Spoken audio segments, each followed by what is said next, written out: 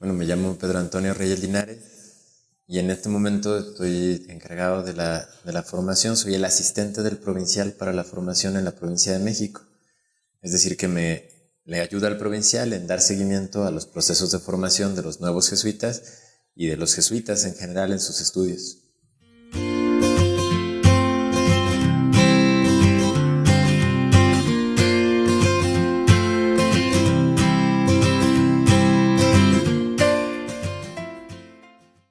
Bueno, todos los jesuitas, digamos, todos los candidatos, todas las personas que se acercan a la compañía queriendo ser jesuitas han vivido una experiencia de Dios,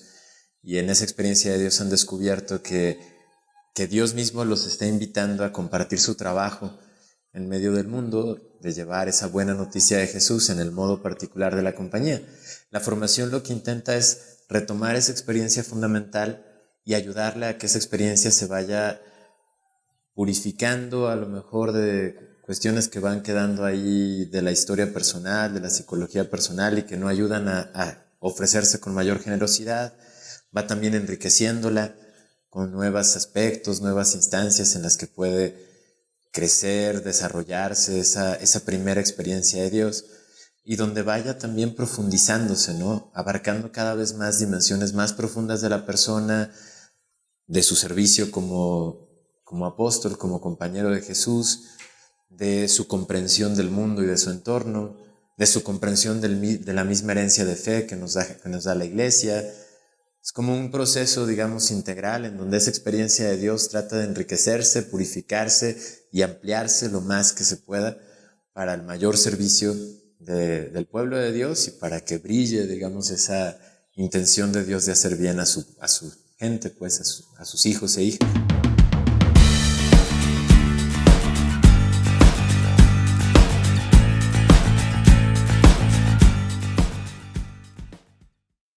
Bueno, la primera etapa la llamamos así porque, digamos, es el momento que toda esa experiencia que se vivió en el noviciado de cercanía con Dios, de intimidad, de sentir cómo el Señor te estaba invitando a compartir su trabajo y su vida, empieza como a probarse en la vida cotidiana, en la vida de todos los días, mientras el candidato, el jesuita, está empezando a estudiar y a conocer más profundamente su propio contexto y su propia vida y su entorno. Entonces, en ese conocimiento, el jesuita va sintiendo qué tanto esa invitación de Dios va respondiendo a las situaciones que se presentan en el entorno, va aprendiendo a descubrir y a sentir internamente esa respuesta, va aprendiendo a sentir también lo que le falta para poder responder con mayor profundidad, con mayor precisión, ante las necesidades que descubre, ante las complejidades del mundo y de la cultura. Y la primera etapa va alimentando, digamos, todo esto con un proceso reflexivo que incluye estudios incluye también el conocimiento concreto de corrientes de pensamiento, de posiciones humanas que se han venido dando, posiciones históricas respecto de la sociedad, del poder, de la naturaleza, de la vida en común, etc. Incluye también una experiencia apostólica en donde empieza a probar de alguna manera todo eso que está reflexionando, interiorizando, se empieza a probar en el servicio concreto de la gente durante un tiempo más prolongado que en el noviciado y con un poco más de responsabilidad respecto de los procesos que acompaña. También en la vida comunitaria y la vida cotidiana, que también para los jesuitas pues es un momento importante que tiene que irse integrando como parte de esa respuesta, ¿no? La vida de sentirse compañeros, de sentirse apoyándose en una misma misión, de sentir como unos a otros se van dando fuerza, pues va siendo un elemento que también va probando el modo de darse de esa respuesta, un modo en equipo, corporativo, donde hay otros que también tienen que ver y que decir respecto de lo que yo hago, donde no estoy solamente yo y mis decisiones, sino que voy decidiendo junto con los otros. Y por último, en una vida espiritual que recoge toda esta experiencia, que la lleva al diálogo interpersonal con Dios, que va conociendo cada vez más profundamente cómo ese Dios va dotándole de nuevos elementos, de una manera más profunda de sentir su intimidad, de sentir esa invitación del Señor. Y entonces en esa experiencia espiritual, Él va confirmando como la misión recibida, la invitación que ha recibido, y la va convirtiendo en un modo personal de responder ante la situación del mundo y la misión que la compañía quiere vivir en ello. Se le llama primera etapa por eso, porque es el primer momento en que esto se empieza a probar en un tiempo prolongado, ¿no? Y a ese momento que llega a cristalizar muchas de las opciones fundamentales que se fueron haciendo en el noviciado, les llega a dar en ese sentido un modo personal de realizarlas, se va a ir dando continuidad en las siguientes etapas de formación.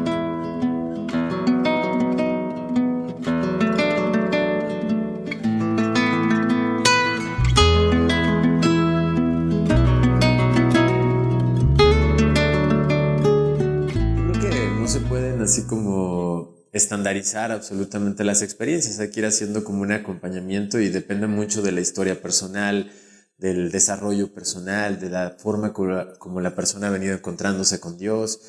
del contexto cultural en el que viene y de los retos que la realidad le va ofreciendo, ¿no? La realidad del mundo y su propia realidad individual. Ahora, yo creo que hay ciertas constantes que se pueden ir viendo en el camino. Una yo creo que importante es,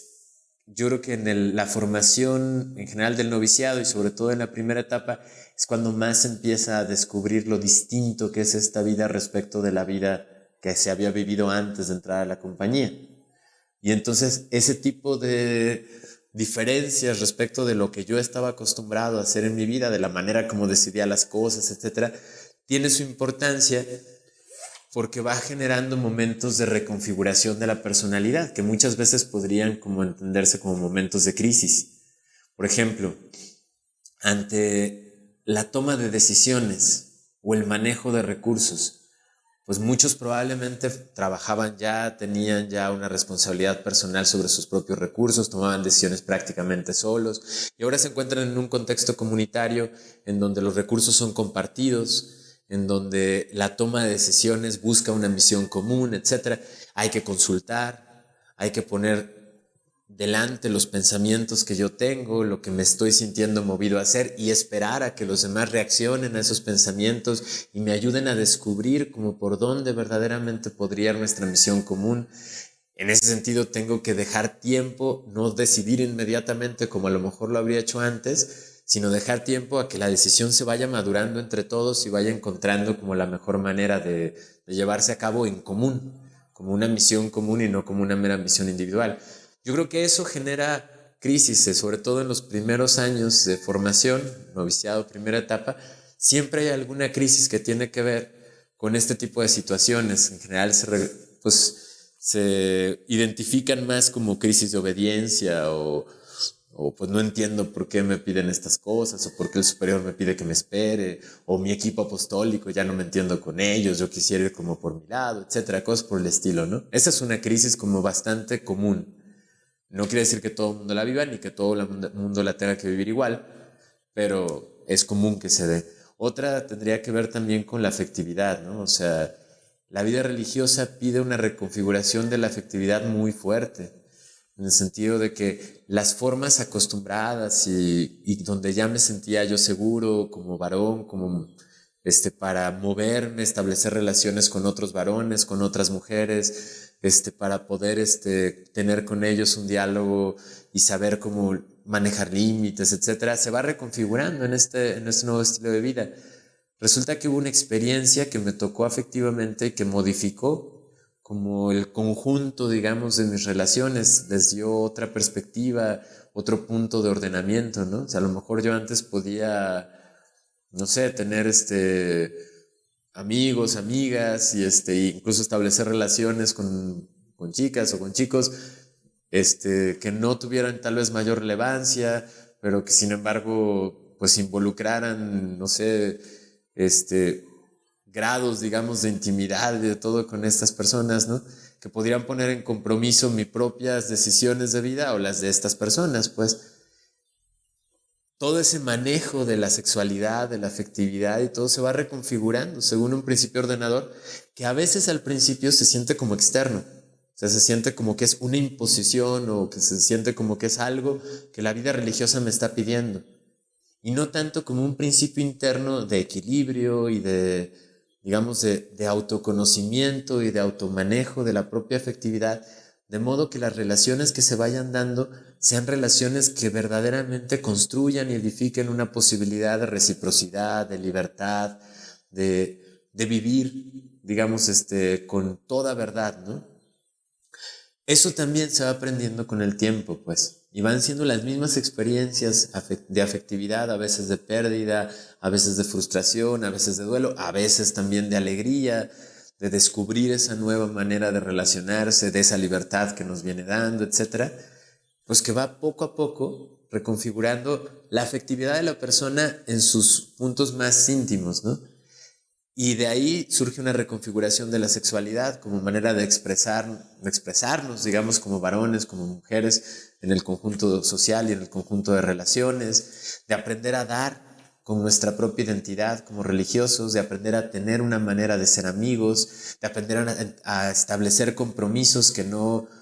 vayan a generar de pronto dependencias, cosas por el estilo, que psicológicamente van viviendo todas las personas en su proceso de crecimiento, pero que aquí se pintan de manera particular porque ha habido un acontecimiento en la afectividad que es precisamente esa invitación de Dios. O sea, el jesuita no ha entrado a la compañía porque tenga una invitación a trabajar, sino porque siente realmente, y eso es lo que se va probando en el noviciado de alguna manera, siente que esa invitación lo implica personalmente y afectivamente con otra persona, que en este caso es Jesús de Nazaret. Entonces, como se vaya reconfigurando la afectividad ahí, es que se puede sostener esa vida y ese compromiso en una verdad que resulte en paz, justicia, verdad con nosotros mismos y con los demás, ¿no? Eso también es yo creo que es un momento de crisis más o menos común, que tiene que ver con el cambio de relación respecto de la propia familia, que tiene que ver con el cambio de relación respecto de los amigos, que tiene que ver con el cambio de autoimagen que voy haciendo de mí, del manejo de duelos y de pérdidas, del manejo también de compromisos y relaciones, digamos, de compromiso con otras personas, etcétera. Tiene que ver con despedidas, de pronto de la gente con la que estoy comprometido trabajando en un momento y voy generando una relación afectiva. Bueno, pues cómo me despego también de ellos para poder seguir este camino sin lastimar y con libertad, digamos. Esa es otra de las que yo creo que también es común que se dé en este tiempo, sobre todo de formación.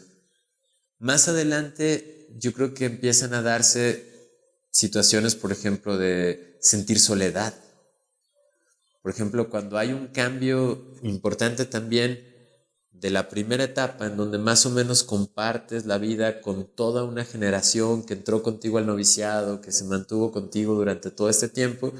y de pronto eres enviado a la primera misión ya, digamos, que te conceden a ti en lo individual, que es la misión del magisterio. Entonces sientes también cómo te separan de aquella generación. Y generalmente esa es una experiencia de soledad que también se siente muy fuerte. O sea, generalmente trae un momento crítico en decir, pues ya no estoy con mis compañeros, ya no estoy con los mismos que me formé, me estoy enfrentando a otras maneras de ser jesuita que no conocía, que no tienen a lo mejor las mismas referencias y claves que yo tengo, aunque sí en lo general, pero no en lo que nos distinguía como generación, que pueden tener a lo mejor pensamientos distintos respecto de cosas que para mí son muy importantes, de cómo hacer el trabajo, de cómo vivir mi afectividad. Entonces, te enfrentas a una comunidad de jesuitas muy variada, de muy distintas generaciones, con muy diferentes pensamientos, y de pronto se puede sentir, algunos lo viven con mucha tranquilidad y con alegría, y están descubriendo la compañía con mucha alegría, pero en muchos casos también a veces se dan estas crisis de soledad, de sentir que no soy entendido, que que la misión no es tan satisfactoria como yo pensaba, que el trabajo es mucho más aburrido, que es difícil la relación con el equipo, no sé, todo ese tipo de cosas que van también pues ayudando a que la propia persona descubra que él es responsable de esa misión y de esa convivencia, ¿no? Que no es algo que le vaya a venir por generación, que no es algo que le vaya a venir por lo que le enseñaron en el noviciado, nada más así como automático, sino que yo tengo que hacerme cargo de todo ello, tengo que hacerme cargo de mi vida de jesuita y tengo que hacerme responsable de las relaciones que quiero establecer con los demás, ¿no? Y eso significa poner límites, aprender a decirle a los demás que sí quiero de ellos, aprender a hacer mis propuestas en la comunidad, aunque sepa que en momentos puedo no ser entendido, soportar el no ser entendido y saber que eso no rompe con la comunidad ni con la fraternidad, sino volver a intentar, aprender a perdonar y aprender también a ser perdonado por la comunidad y todo, ¿no? Eso yo creo que son de las cosas que más se viven en esa primera misión. Y luego hay otros retos también en la formación que tienen que ver, por ejemplo, con el cambio de cultura. O sea, muchas veces ya en los estudios, digamos, de teología o en los estudios posteriores a la teología, pues muchas veces se dan experiencias en otras provincias porque la compañía no es un cuerpo meramente mexicano, digamos, que limite sus fronteras, sino que trata de responder a una necesidad en un sentido mundial, ¿no? En ese sentido, pues el jesuita tiene de pronto que enfrentarse a entornos culturales que no son los en los que creció, que no son los que nació, y ahí también va a vivir una reconfiguración de su personalidad, va a vivir un nuevo momento de apertura que algunos van a vivir con gran emoción y para otras personas a lo mejor va a ser un momento también difícil de pues empezar a sentir a lo mejor algo que nunca habían sentido, que es como el extrañar la patria, lo propio, a los grupos de acá, las maneras de hacer y tener que abrirse a otros modos de hacer, ¿no? O sea, no sé, un jesuita que tiene que irse en un momento dado a la India o Haití o a algún lugar así, pues va viviendo todo lo que significan esos cambios. La idea de la formación es que vaya habiendo un acompañamiento en todos estos momentos, de modo que ninguno de ellos se vea como el definitivo y el total, sino que se vaya integrando en toda esta experiencia viva de relación con Dios y que se vaya profundizando desde ahí para entender el sentido profundo de misión y de servicio que tiene cada momento, cada crisis, cada oscuridad, cada situación que se va viviendo.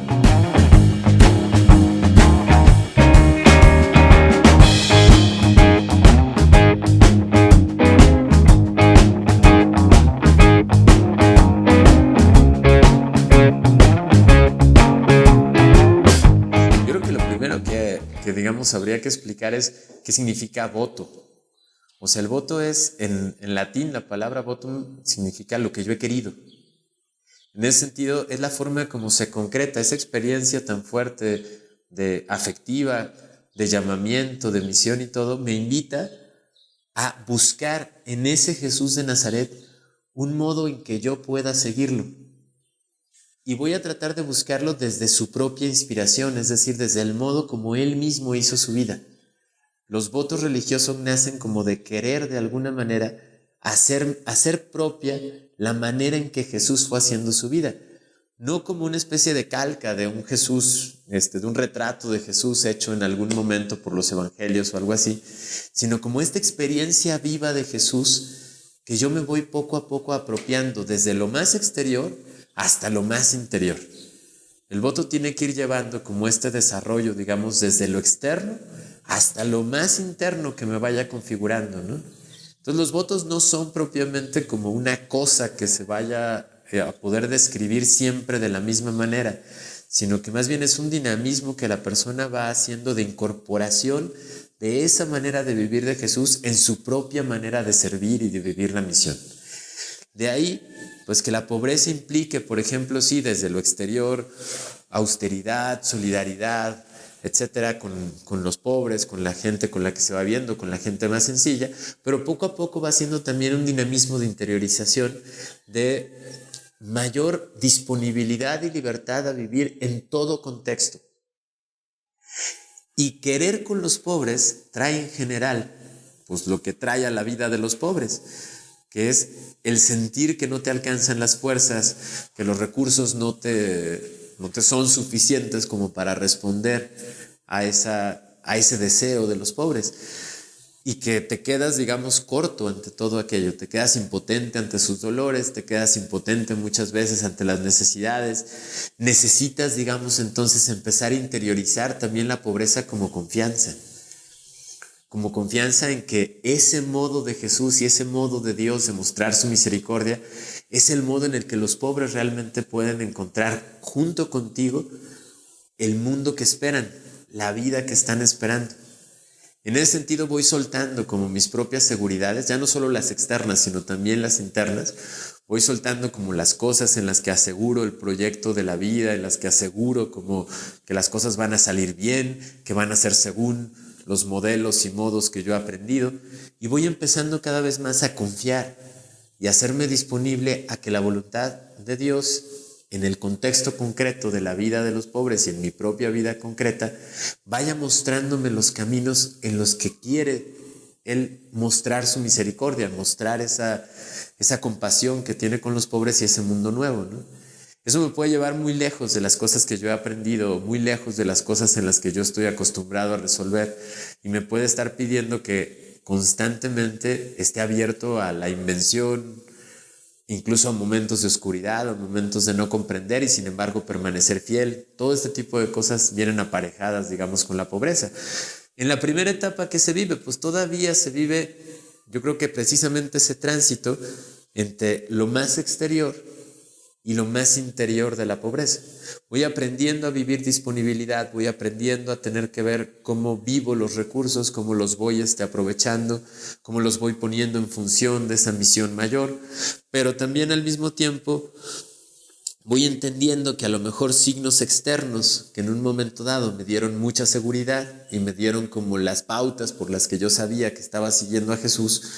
pues no sirven para todos los contextos, para todos los modos y para todas las cosas que me está pidiendo esa vida de misión y de solidaridad con los pobres, sino que hay otras cosas que exteriormente también tengo que vivir y que me la están pidiendo y que son más radicales que esos signos primeros en los que ponía yo toda mi confianza. Entonces eso también se va viviendo como un momento, digamos, de cambio que tiene aparejadas sus crisis, que tiene aparejadas sus momentos de no saber bien cómo. Y luego el otro momento, que la pobreza no es individual, la pobreza es una cuestión común. Entonces los signos que voy viviendo y que voy haciendo también son signos que ofrezco a la comunidad y que pongo a consideración de la misma comunidad. Vamos decidiendo una vida común en solidaridad, ¿no? Y en solidaridad con los pobres. En la castidad, pues hay también un movimiento, digamos, de cómo voy descubriendo esta afectividad que he vivido con Jesús, cómo me va configurando de un modo que pueda yo establecer relaciones libres a la manera como Jesús estableció las suyas. Es decir, relaciones en donde pueda ser sensible a aquellos que en primera instancia tal vez no serían los principales sujetos de mi afecto. O sea, yo fácilmente tengo, digamos, relación de afecto con ciertas personalidades, con ciertos modos de ser.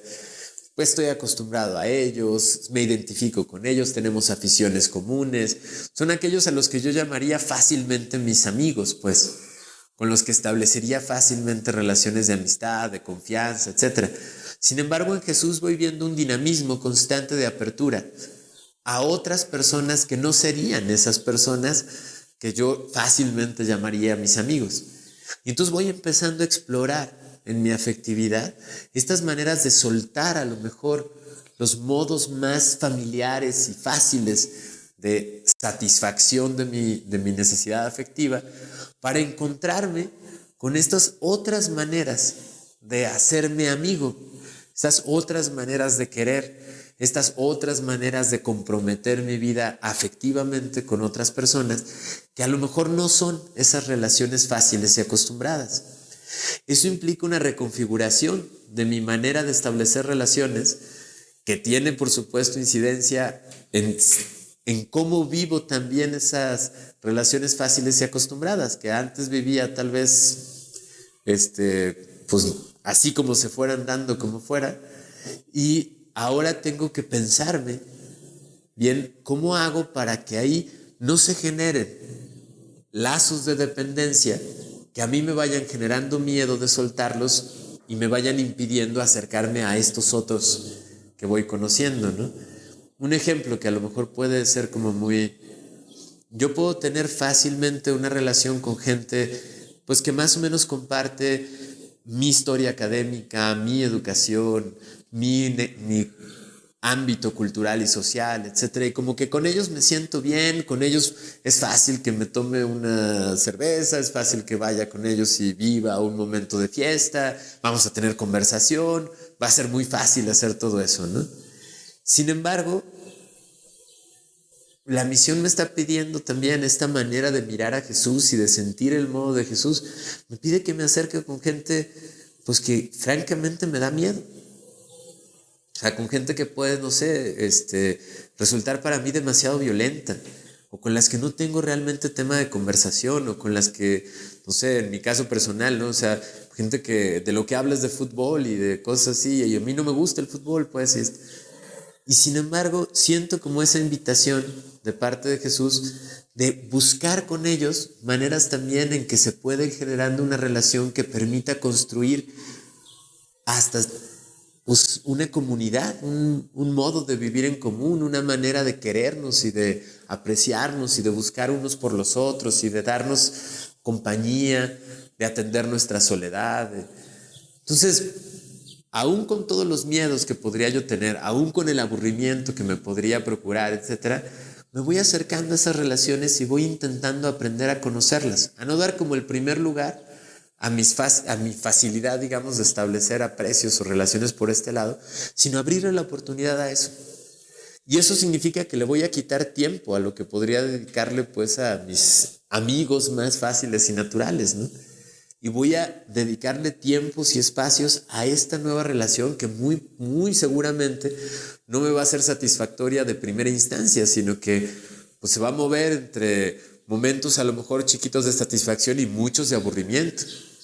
Pero porque estoy explorando, estoy buscando, he dejado mi afectividad libre para poder explorar toda esa área que no tengo a la vista en un primer momento.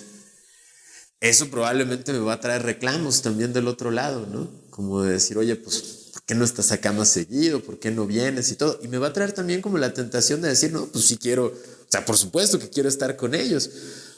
Y entonces voy a decir, no, pero es que allá me aburro, entonces me vengo mejor para acá. Bueno, pues esas son las decisiones en las que se va configurando la castidad. Son las decisiones en que vamos configurando realmente cuáles son las maneras en que yo voy dejando libre mi afectividad para establecer estas relaciones, digamos, de profunda libertad, de generar comunidad, de generar afectos, de generar que no serían ni los afectos ni la comunidad que típicamente generarían, ¿no? Y voy tratando también de encontrar el modo en que estas relaciones, digamos, de amistad fácil y de todo, me vaya yo haciendo cada vez menos dependientes de ellas, los haga también a ellos menos dependientes de mí, y cada vez vayamos compartiendo con mayor libertad mi propio modo de vivir, sin que yo tenga que subordinarlo al modo que me está exigido por estas relaciones, y ellos puedan vivir su propio modo de hacer también su vida y de decidirla y de hacerla, como libres también de que yo les tenga que poner cargas respecto de lo que ellos tendrían que querer, buscar o hacer, ¿no? En ese aprendizaje de libertad en la afectividad, creo que se está jugando la castidad. Por supuesto que una de las áreas más sensibles y tal vez la que primero aparece en la primera etapa es que en la medida que yo voy tratando de abrirle esos espacios, y esos espacios en la primera etapa están de alguna manera diseñados, o sea, el tipo de casas en las que voy a vivir, me voy a mover de mis ámbitos más familiares, me ponen en una situación específica de relación con ciertas personas a través del mismo apostolado, a través de la convivencia cotidiana con los vecinos. Ahí voy yo teniendo que decidir si procuro las relaciones en las que fácilmente me identifico o procuro estas otras, ¿no? Y procuro buscarme libertad en esas otras. Y voy llevándolo todo a ese espacio de afectividad con Jesús en donde el mismo Jesús me va ayudando a sentir cómo Él fue y está dando libertad a mis propias relaciones afectivas. Entonces la castidad pues es esta experiencia de una libertad afectiva que se va ampliando, que va teniendo como esta este desarrollo, digamos, en nuevos horizontes, con nuevas personas que no son las personas acostumbradas o donde tu afectividad se sentía más segura. Y entonces, claro, trae consigo también una serie de experiencias de cambio, a veces de crisis, de soledad, etcétera, que yo creo que en la primera etapa es cuando se notan como con más fuerza, porque se pone en duda de alguna manera mi manera común de gestionar mi afectividad. Y empiezo a sentir la angustia de que no se vaya a poder, de que realmente no vaya a poder yo resolver pues, las crisis de soledad, que empiezo a sentir como una necesidad muy fuerte y entonces más bien quisiera yo llenarla con lo que según yo la llena. Entonces ese es realmente el momento como de crisis, ¿no? Tener que optar por esa libertad afectiva, confiados en ese amor de Dios, de Jesús, que nos invita a mirar al Padre y sentirnos hijos del Padre, o volver como a los modos más comunes en que me aseguro mi afectividad, en que me aseguro que cubro, digamos, todas las necesidades que mi afectividad me está proponiendo, ¿no? En eso se está jugando la castidad. Y yo creo que la primera etapa pues es el momento en que esas cosas surgen con mucha fuerza, se dan como con mucha sorpresa por parte de los escolares, de los estudiantes. No quiere decir que sean las crisis más fuertes que van a vivir en su vida. Muy probablemente vayan a tener otras crisis más fuertes después, pero para ellos, en el momento que están viviendo, como son las primeras veces que se enfrentan a eso lo sienten como así una cosa tan tremenda que tendrían que decidir o redecidir toda su vida en eso. Cuando en realidad la mayor parte de las crisis se pasan con paciencia, pues. O sea, con esperar, con seguir orando, seguir manteniendo esa relación afectiva y caminar un poco en la oscuridad para aprender a vivir en libertad. Porque también es muy importante en la afectividad aprender que no todo vacío se va a llenar. Que parte de la libertad tiene que ver con dejar esos vacíos libres, abiertos, para que puedan ahí venir las sorpresas de la vida y venir mis propias sorpresas y las sorpresas de la gente, ¿no? Y la obediencia tiene, yo creo que también ese mismo sentido, ¿no? Va también como de lo exterior a lo interior. En lo exterior, pues primero implica un modo de vivir en común. Ese modo de vivir en común además está mediado por la experiencia de algunos que proponen a los demás indicaciones, formas de realizar esa vida en común. En general así lo viven los escolares, son superiores, pero superiores que además les van diciendo cómo se vive, ¿no? Eso ya después en la vida del jesuita pues no se vive tan así. O sea, los superiores son más bien como gente que va acompañando un proceso de personas que van encontrando cómo vivir esa vida en mayor libertad. Pero aquí muchas veces se vive así, como que ese modo de vida en común todavía me es en cierto sentido un tanto externo. Yo me estoy tratando de ajustar a ello, estoy como buscando mi propia manera de vivirlo. A veces me resulta más sencillo, a veces me resulta más difícil. Y poco a poco se va interiorizando también y voy descubriendo que ese modo de vida en común es el mejor modo en que me he sentido llamado para servir, para vivir esa misión. A ese modo de vida en común yo tengo que aportarle todo lo mío, que eso es lo diferente al modo de vivir meramente externo, ¿no? En donde pareciera que lo mío lo tengo que dejar a un ladito para poder atender a qué me dice el otro. Y acá no, o sea, acá se trata de que se establezca, y eso es lo que se va aprendiendo también en la primera etapa, un diálogo en donde yo pongo toda mi carne al asador. Digamos, pongo todo lo que yo he sentido, todos mis gustos, mis aficiones, mis decisiones, pero no como si eso fuera a hacer lo que se tiene que realizar, sino que espero del otro una palabra igualmente libre como la que yo le presenté, para que entonces en ese ejercicio busquemos cómo todo esto que yo he puesto es recogido también por él en un curso de acción que podamos seguir, que yo pueda seguir en comunión con todos los demás. Y ahí pues la dificultad, digamos, de vivir la obediencia está mucho en eso, ¿no? En que casi todos hemos estado acostumbrados más bien a así poner toda mi carne al asador, pero por una decisión que yo estoy haciendo como yo la estoy haciendo. Y no tanto esperar a que el otro ponga también su palabra y me venga a decir que a lo mejor no es el mejor modo de hacerlo en común, o que él siente que tendría que ser a lo mejor así. Y yo confiarme también en que lo que él me está diciendo, lo está diciendo con verdad, con libertad y con buena voluntad, ¿no? que no lo está diciendo por limitarme, sino lo está diciendo en realidad por potenciar al cuerpo, por potenciar a la comunidad, donde yo tengo un lugar, pero no soy el absoluto de esa comunidad. Y yo creo que eso también se va viviendo como una experiencia, digamos, pues que poco a poco voy aprendiendo a vivir con libertad. Y ahí la experiencia espiritual vuelve a ser el eje fundamental. O sea, yo estoy como sintiendo que esta disposición a la comunidad, esta manera de servir, es la invitación a vivir la vida como Jesús mismo la vivió. Es decir, en un constante diálogo con el Padre, en un constante diálogo con sus discípulos, buscando con ellos qué es lo que el Padre querría hacer.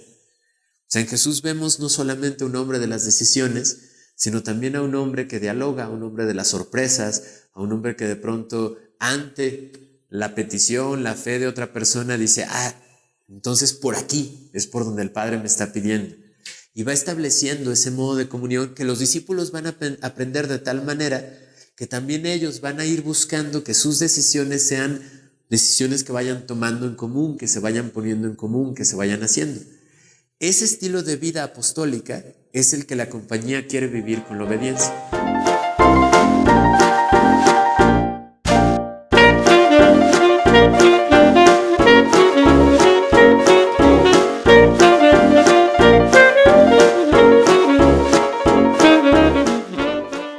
Si me lo preguntas objetivamente, pues yo te diría más bien que es subjetivamente lo que se espera. O sea,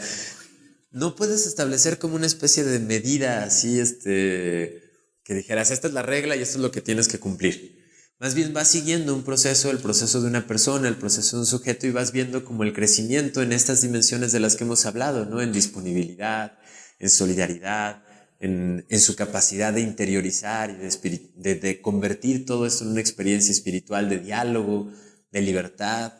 de profundidad. Entonces lo que se espera en cierto sentido es que ese crecimiento te vaya dando signos de que la persona va a poder vivir esa misión común con alegría, que la va a poder vivir con libertad, que la va a poder vivir también con una disposición a aprender, con una disposición a escuchar, con una disposición a que las personas le afecten, pero también con libertad respecto de sus propias dependencias. Entonces como que hay una serie de señales, yo diría, más que así como una regla, hay una serie de señales de crecimiento que estás en el acompañamiento cotidiano de los 4 años o los 3 años que la persona está en la formación, pues uno como acompañante va dando seguimiento a esas señales. Y no nada más para tomar y decir palomitas, sino para decirle a la persona, ya te diste cuenta que has crecido en esto, mira, por aquí todavía se puede seguir creciendo, o por aquí se puede seguir buscando, o aquí en estas estás más bien enredándote, ¿no? Y te estás quedando como más corto de lo que podrías ir. Bueno, pues vamos buscando que no haya esas cortas miras, sino al contrario, que se te amplíen las miras. Entonces como que en ese sentido vas como ayudando o vas intentando ayudar, guiado por las señales, a que el proceso vaya dando cada vez más. Cuando llegas a la etapa del magisterio le propones realmente al escolar un paso de crecimiento, no es algo así como que evalúes y digas, bueno, entonces si da, no da, y entonces decido si le doy o no le doy el magisterio. No, el magisterio es una propuesta de crecimiento, entonces más bien recoges como la experiencia vivida, el crecimiento dado hasta ahí, sientes con la persona si realmente lo vivido le permite vivir esa misión ahora de una nueva manera, en eso que se llama el magisterio, en esa misión, digamos, que se le da ya en lo individual, a un equipo distinto, etc. Entonces ves si lo vivido le permitiría a esa persona crecer con libertad en esa nueva experiencia, y se hace la propuesta de que crezca por ahí, ¿no? O en un momento dado, pues también, si por lo mismo vivido y por lo que la persona va dándose cuenta y todo, pues se ven demasiados obstáculos, demasiadas dependencias, como inseguridades, angustias que se van repitiendo constantemente, en donde la persona no siente que esté viviendo con libertad, sino que está o no vive esta experiencia como una experiencia de gracia, una experiencia de amor, sino que quiere aferrarse a su seguridad o a sus propias maneras, pues probablemente esté aconsejando que no siga por este camino, sino que busque un camino donde viva con mayor libertad y alegría, ¿no? Y ese es parte del trabajo del acompañante, como ir tratando de ir sintiendo estas estos momentos de crecimiento, estas indisposiciones, estas dependencias, de ir sintiendo la liberación que se puede ir dando, la alegría que puede ir creciendo.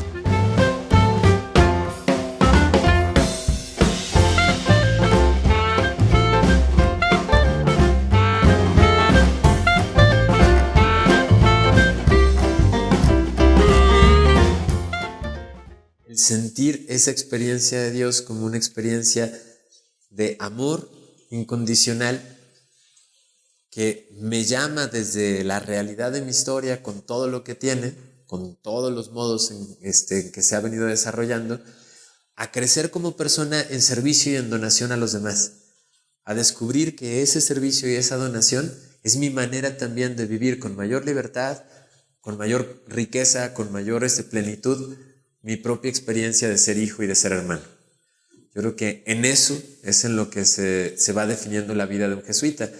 Y yo creo que Ignacio lo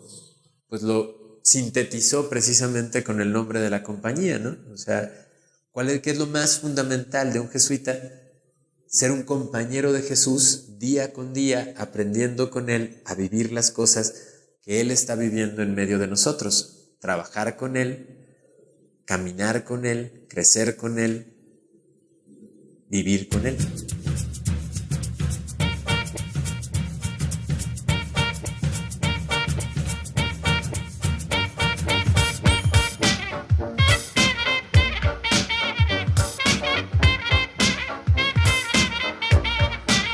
Bueno, no sé.